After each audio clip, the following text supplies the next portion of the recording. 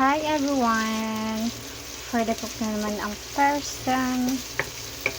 So, gagawa ako ng fried rice with hot dogs and konting vinaigre. Then, lalagyan natin siya ng egg. Yes.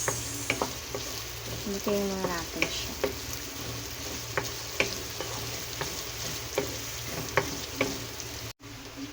Dahil medyo luto naman na siya, ilalagay na natin yung egg.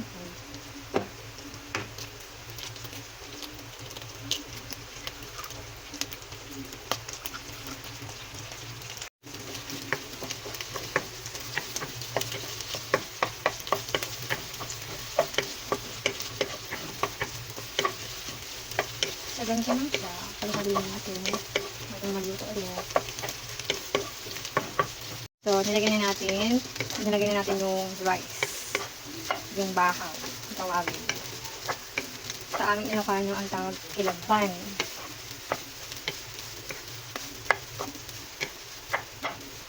Nilagay na natin.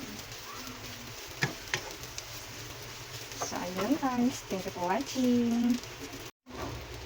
So, nilagyan ko siya ng konting oyster sauce.